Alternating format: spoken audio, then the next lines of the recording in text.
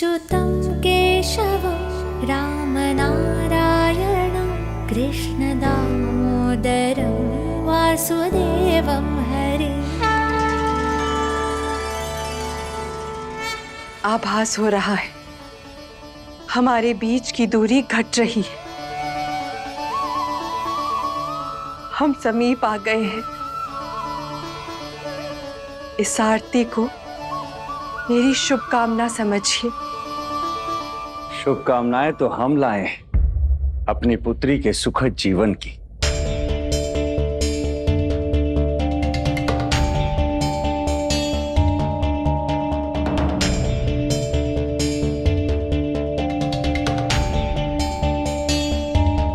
मेरा हर सुख नारायण से है।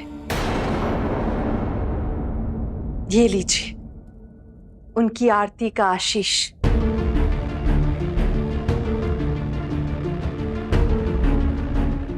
कदापि नहीं।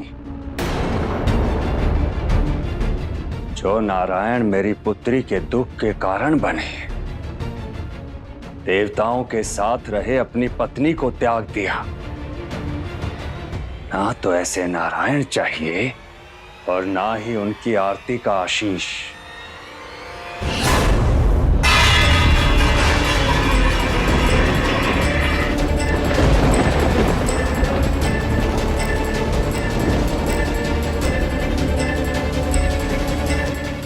नारायण का वियोग सह सकती हूं, अपमान नहीं। पुत्री हूं इसलिए सम्मानवश जाने दे रही हूं। अनुरोध है पुनः ये मत कीजिएगा।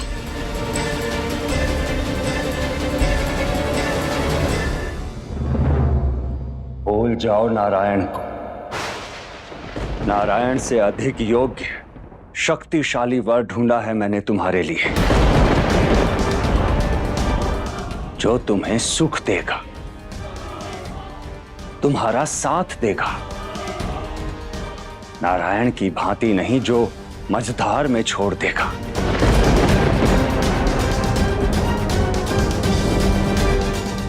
देखो वो आ गया है तुम्हें पाने के लिए।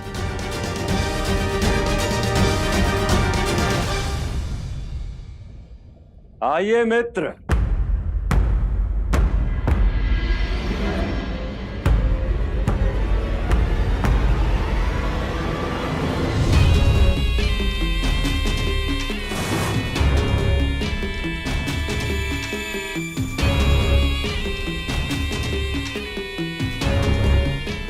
आपका प्रस्ताव अति सुंदर है सागर राज।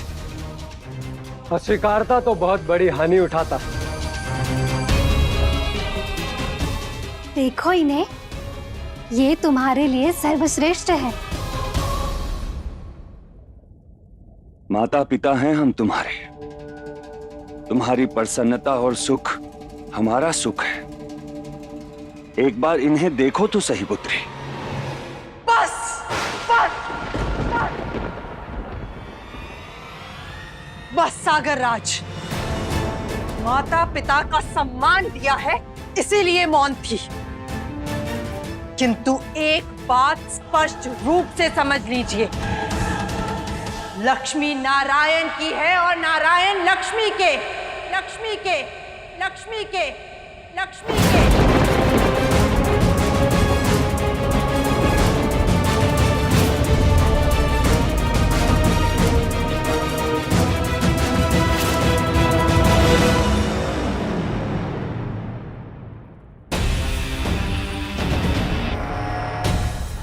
ये भी हो तुम।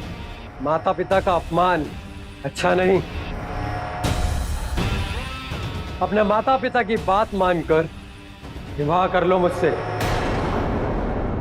अन्यथा पल से ले जाऊंगा। तुमसे पहले भी किसी ने यही प्रयास किया था। जानते हो उसने क्या पाया? अंत। लक्ष्मी का बल नारायण से है। बिना नारायण के लक्ष्मी तेजहीन, बलहीन है। और नारायण तो आ नहीं सकते तुम्हारी सहायता के लिए। तुम मान भी जाओ सुंदरी, तुम मान भी जाओ सुंदरी, तुम मान भी जाओ सुंदरी, तुम मान भी जाओ सुंदरी। देवी लक्ष्मी। प्रभु, आपका प्रयास तो विफल हो गया, अब क्या करेंगे? प्रणाम असुरराज, हमें समुद्र मंथन में आपका सहयोग चाहिए। हमें ये प्रस्ताव स्वीकार नहीं है नारायण। नारायण, बिना असुरों की सहायता के इस समुद्र मंथन कैसे होगा प्रभु? हाँ नारायण, अकेले समुद्र मथने जितना बल तो हम देवताओं में शेष रहा नहीं। यदि सफलता प्राप्त करनी है तो अपनी दुर्बलता पर नहीं, अपने बल पर ध्यान केंद्रित करना चाहिए।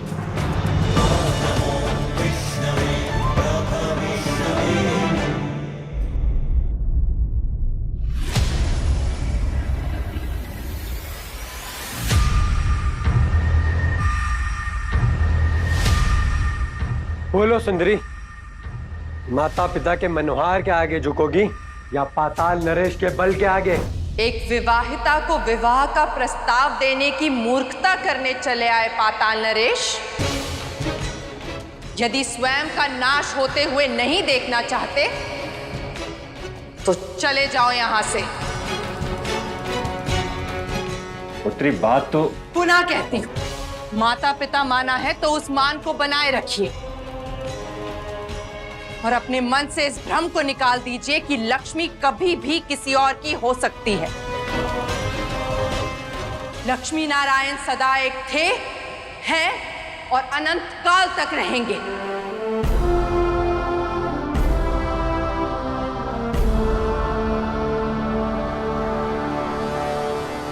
कर्तव्यों से बंधे हैं, इसीलिए किसी और की भूल का दंश भोग रहे हैं। स्वयं के प्रेम को भुलाकर संसार कल्याण में जुटे हैं। किंतु इसका अर्थ ये नहीं कि लक्ष्मी नारायण निर्बल है।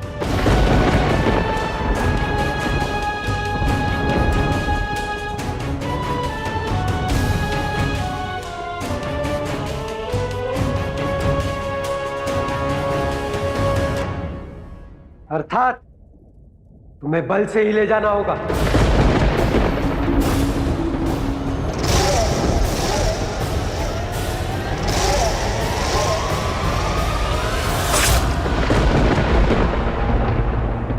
रुको!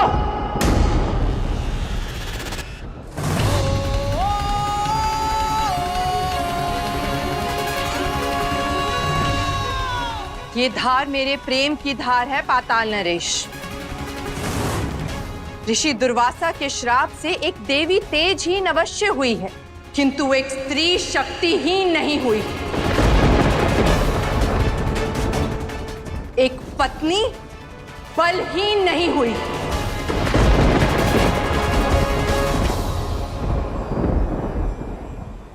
आप सभी देवता अपना मनोबल, अपनी शक्ति पहचानिए।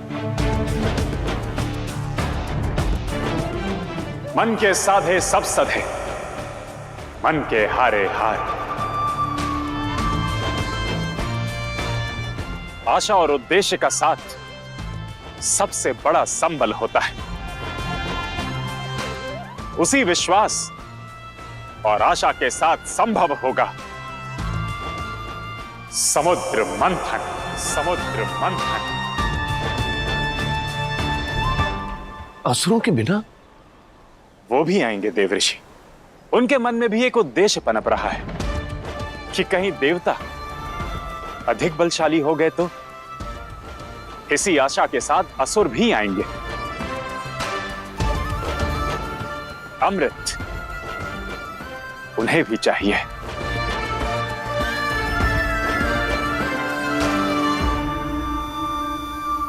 देख लिया आप सबने, लक्ष्मी को अपनी सुरक्षा के लिए दैविक शक्ति की भी आवश्यकता नहीं है।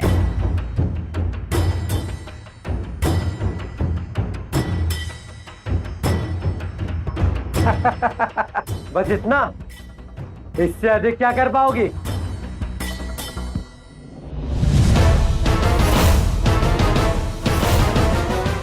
अब भी समय है पुत्री, मान जाओ, अपने माता पिता के चुनाव का स्वीकार कर लो।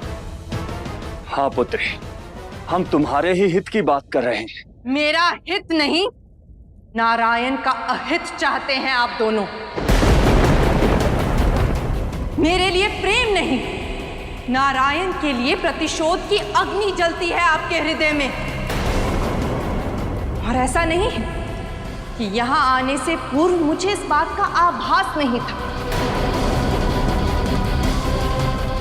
किंतु मुझे लगा ममता की औषधि आपके मन का हर घाव भर देगी। पुत्री का प्रेम प्रतिशोध की अग्नि को शांत कर देगा, किंतु नहीं, आपकी मंशा तो उस अग्नि को क्षण क्षण भड़काना है।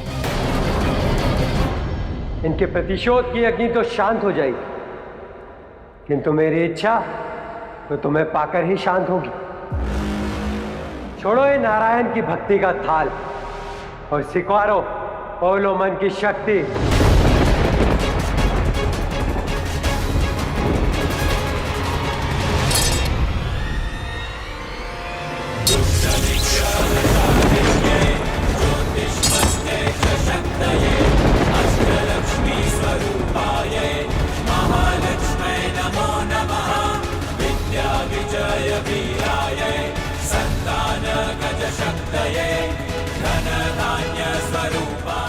इस चिंगारी को मेरी आखिरी चेतावनी समझना पाता नरेश। चले जाओ यहां से। नारायण, हम सज्ज हैं।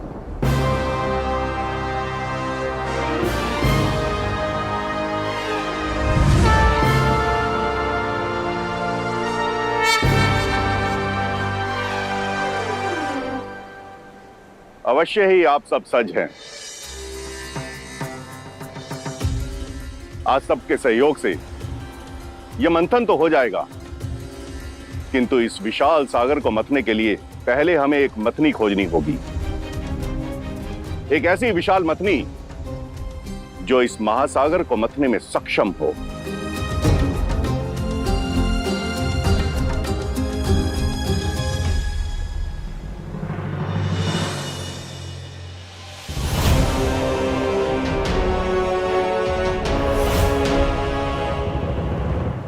नारायण,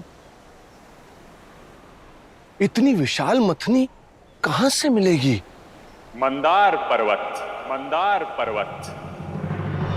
मंदार पर्वत से अधिक बलशाली और विशाल मथनी हो ही नहीं सकती इस समुद्र मंथन के लिए। हम सभी को मंदार पर्वत यहां लाने का प्रयास करना होगा। इतना विशाल पर्वत मंदार हम देव अकेले कैसे ला पाएंगे प्रभु? यदि हमारा प्रस्ताव असुरों ने स्वीकार कर लिया होता और वो हमारे साथ आ गए होते तो? जब साथ की सबसे अधिक आवश्यकता होती है देवराज, तभी वो साथ मिल पाता है।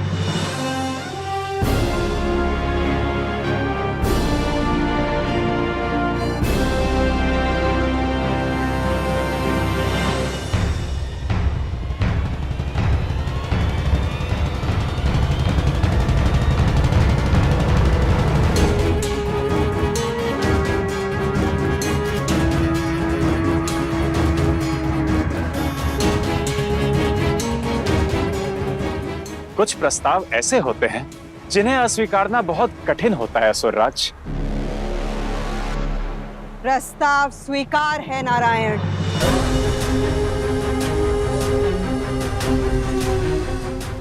परंतु तब जब सभी देवता पहले हमारी शर्त स्वीकार करें। कैसी शर्त? यदि आपकी शर्त मानने योग्य होगी तो अवश्य स्वीकार है असुर माता। पहले पूरी बात तो सुन लीजिए नारायण।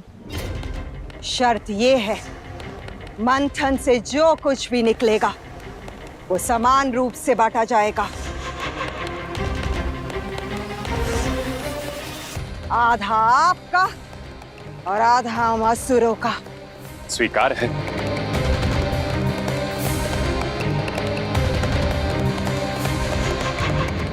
इतनी शीघ्रता क्यों नारायण? पहले पूरी शर्त तो सुन लीजिए। और चुनने का प्रथम अधिकार हम असुरों का होगा।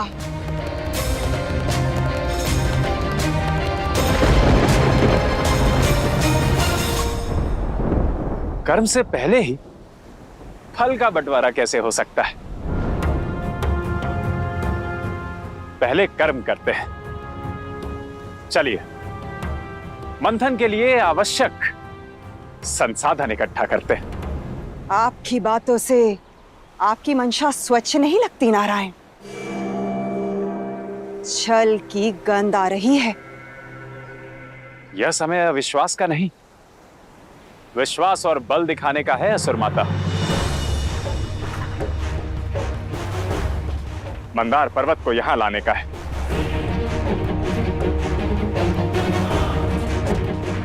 क्या देव असुरों की युक्ति एक साथ इस कार्य को कर सकती है? मंथन को आकार दे सकती है? यह समय इसे भांपने का है। यदि स्वीकार है तो आगे बढ़ते हैं। अवश्य, परंतु यदि एक भी क्षण हमें ऐसा लगा कि आप छल कर रहे हैं तो ये सहयोग उसी क्षण समाप्त हो जाएगा।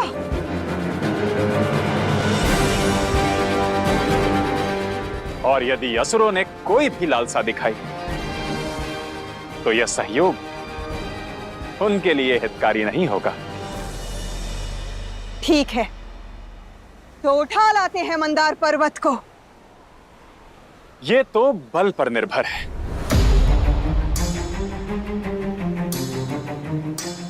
क्या असुरों में इतना बल है कि वो मंदार पर्वत उठा सके?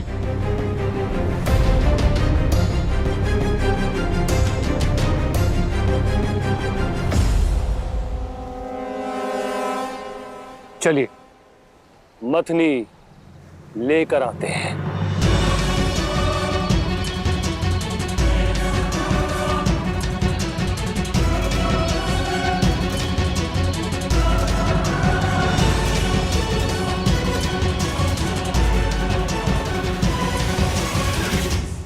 नारायण, देवी लक्ष्मी की स्थिति भली भांति जानते हैं आप। उनकी स्थिति जानते हुए भी आप अपने कर्तव्य से विमुख नहीं हुए। धन्य हैं आप प्रभु, और धन्य है लक्ष्मी नारायण का प्रेम, उनका दायित्व। यही तो अंतर है नर और नारायण में। भावनाओं और परिस्थितियों के आगे हार मानकर अपने कर्तव्य को भुला देता है, किंतु नारायण के लिए प्रेम ही कर्तव्य, भावनाओं से अधिक महत्वपूर्ण धर्म है। नर को नारायण श्री बनाती हैं ब्रह्मदेव। यह श्री का प्रेम है कि मैं सभी चिंताओं को भूलकर अपना कर्तव्य निभा पा रहा हूं।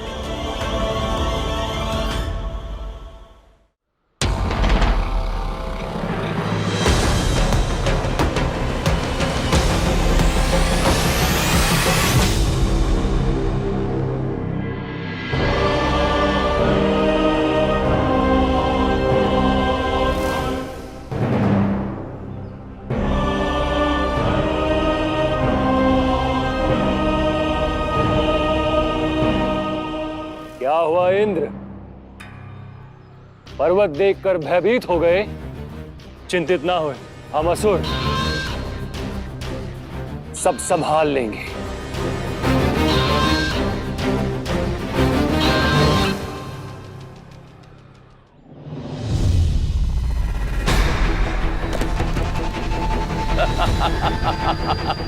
महाबली, मुझे तो लगता है कि अब तुम असुरों को संभालने के लिए हम देवों को वहां आना पड़ेगा।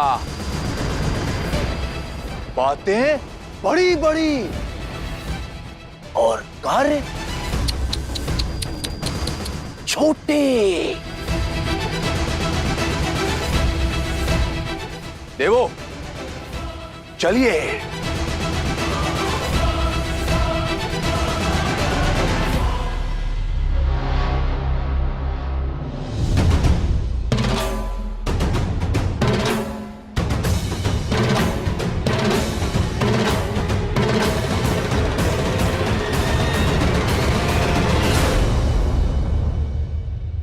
क्या हुआ इंद्र, तुमसे भी नहीं उठ रहा? महाबली, केवल मैं नहीं, हम देवता और असुर मिलकर भी इसे उठा नहीं पा रहे। तो अब क्या करें? कुछ न कुछ तो युक्ति निकालनी होगी। लक्ष्य नारायण ने दिया है, तो मार्ग भी नारायण ही दिखाएंगे।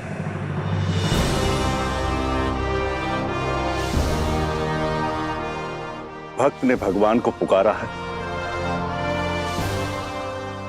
जाइए नारायण, जाइए।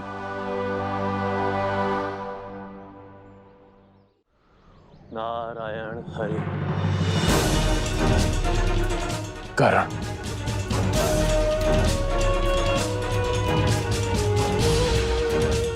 ब्रह्मदेव जी, नारायण विपरीत दिशा में कहां चल दिए?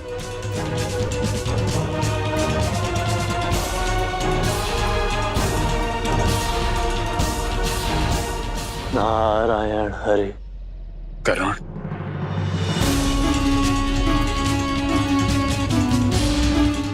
प्रभु, तुम अब तक यही हो? आपने प्रतीक्षा करने के लिए कहा था प्रभु। तब से प्रतीक्षा कर रहे हो। प्रभु,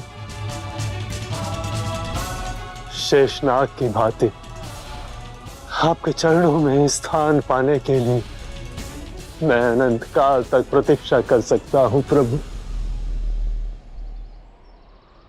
कार्य अब भी शेष है गरुड़। प्रतीक्षा के साथ साथ परीक्षा भी देनी होगी। ये मंथन परीक्षा लेगा गरुड़। क्या नारायण की परीक्षा का भार उठा पाओगे? उठा पाओगे? उठा पाओगे?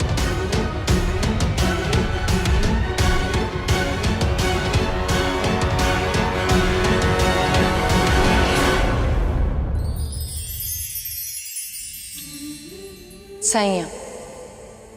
जब नन्हा सा अबोध बालक अपनी माता पर अनजाने में हाथ उठाता है तो मां क्या करती है? उसे डांटती है, दंड देती है, नहीं ना? वो प्रेम से गले लगाकर धीरे धीरे उसे समझाती कि ऐसा नहीं करते, इसमें अपमान नहीं समझती। उसकी निश्चलता देखती। यही भाव संयम कहलाता है। संयम का हाथ थामे आगे आओगे तो संतुलन का वैकुंठ पाओगे।